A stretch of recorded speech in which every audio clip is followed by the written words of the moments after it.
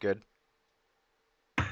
Alright, so this is another introduction video for new players overall. This is mainly for the team that I'm in, Damage Incorporated, to kind of get the basics of Starcraft down and to learn the game. That being said, this video is probably, I believe, 3 days after the first video that I've made for this type of series I'm doing, which is the Terran vs. Zerg video that I created.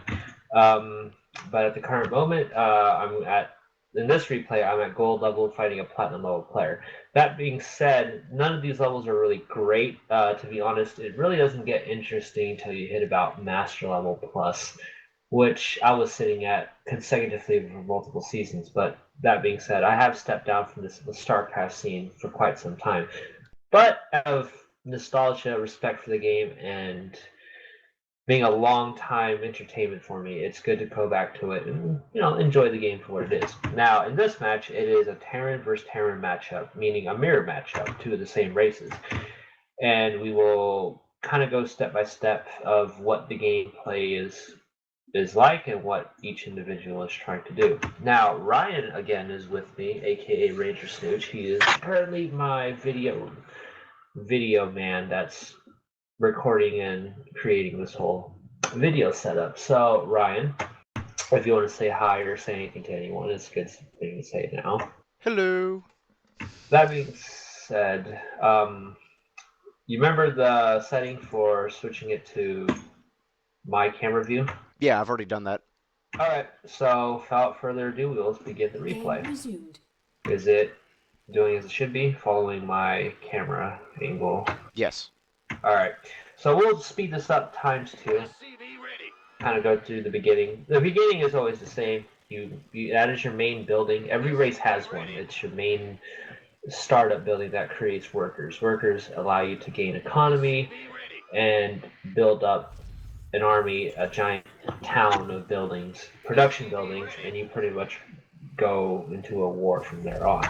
So, as I said in my previous video, my style is more oriented into early aggression. I heavily enjoy early aggression ever since I've been a Brood War player, which is the original Starcraft.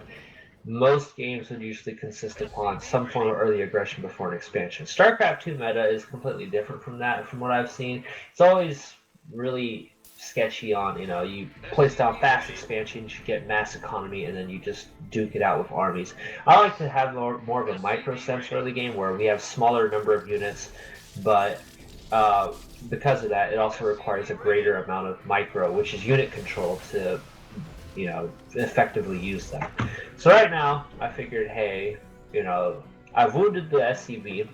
Mine is hurt too, but I'm going to go and send a Reaper to scout his base and to knock out his SCV. So right now, my wounded SCV, I'm kind of like, all right, he sent a scouting worker to scout my base, which I locked him out of, so he really didn't see much except my supply depots and my basic barracks building. Right now I have a Reaper out which can hop, its special ability is to hop over ledges, so it can go into an opponent's base and scout out information that I need to see early game to see what he's doing. My build order right now for Terran vs. Terran is the 1-1-1 build. You build a barracks, a factory, and a starport. A barracks unit consists upon infantry units. Factory consists upon mechanical units like tanks, and starport is obviously aerial units. So right now, what I'm doing is I am kiting and microing my Reaper to do some damage. He has one kill, which was the previous SCV I wounded from the beginning of the game. I figured he probably ain't gonna repair it, so it's whatever. Right here, I lose the Reaper because I wasn't microing it at the time because I went back to my base, but I did get good intel, which was he's expanding. He did a 1 barracks expand, and I figured, hey, if he's gonna do something like that, let's hit him with something hard. I figured, alright, I'm going to attack with some form of early aggression. My idea on this aspect was a Hellion Marine drop. Now, both of these units are quite good at taking out workers. I figured if I can hit him early with a drop into its base, it can do some considerable damage to his economy. So even if he has 2 base up, he won't have enough workers to really make use of that. And although it's true that yes, he has 2 bases up and he can produce 2 times the amount of workers I can, he's still behind. He's still forced to only do that and try and fix his economy beforehand before he can continue throughout the game. Me, I will expand behind the damage that I do to him and try and pick up from there. So right now, I'm already sending my dropship, and right here is when I'm going to expand. So while I'm creating my expansion, I will do damage to his base and punish him for his early greed. Right here, he scanned me to see what I was doing, but he really didn't gather any good information. Right about here, I will send my dropship to his base and do damage as I can to his mineral line. As you can see, I am dropping units into his worker line, and they are peppering and doing damage to his economy. Now right here is a strong point for me because, again, he played greedy. He only has 2 Marines for a defense because he expanded so early and so heavily. So right here, I'm going to punish him for his greed. Right here, though, he does get some units out, which do cause me to not do as much damage as I could have. But here, I figured, you know what, I'm going to continue trying to do more damage. So right here, I'm microing the best I can, which wasn't as good, but trying to do as much damage to wound his workers some more. Right here, he makes a mistake, and I simply drop on top of his tank. Now, when a siege tank deploys like that, it can't attack units that are right up in his face, while in tank mode it can. So right here, I've done some damage, enough damage to where I felt, okay, I've hit him pretty hard. Let's progress from there on. Right here, my strategy is, while I'm dropping and doing a little harass, I also have a defense at home, just in case he's thinking the same thing. Right here, he doesn't have anything really for his expansion. He has that one worker, which I figured, hey, why not? I'm probably going to go and kill it real quick. And there's that worker. Now, from his bases, he doesn't really have that many workers. He's already lost a considerable amount, while I still have all of mine. So right here, I split some of my workers from my main base into my expansion to quickly gather the resources that I need without diminishing my main base's resources too quickly. Right here, I'm going to set up a defense, and since I'm technically ahead of him now in economy and unit production wise, I'm going to mass up a little bit and bring down the hammer when I need to.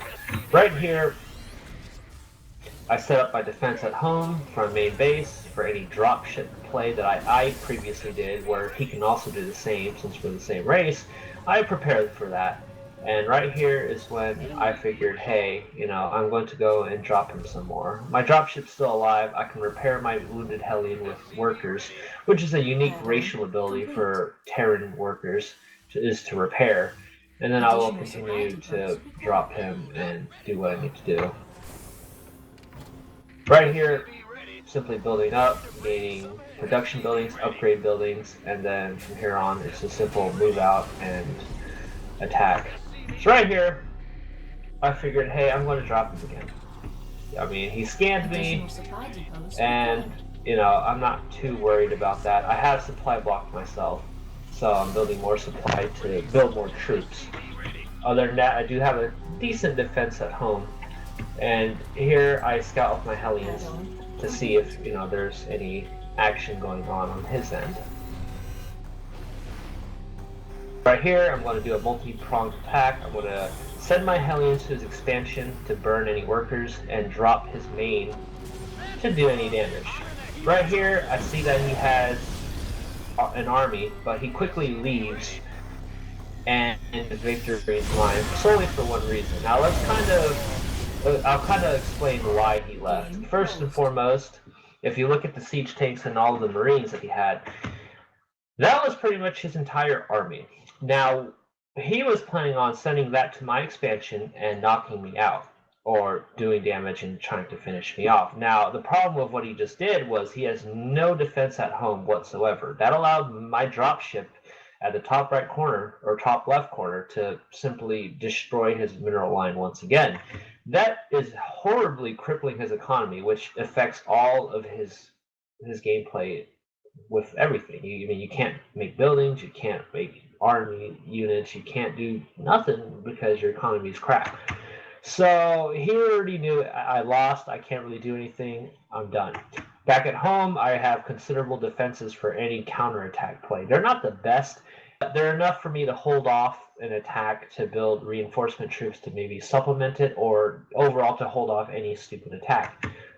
He made the wrong move. He sent everything to try and do some damage, so I punished him by dropping his base and doing a multi-attack, which caused him to ultimately accept defeat, and that's pretty much it. So, Ryan, that's the end of the video. Whenever you can, that'll be it.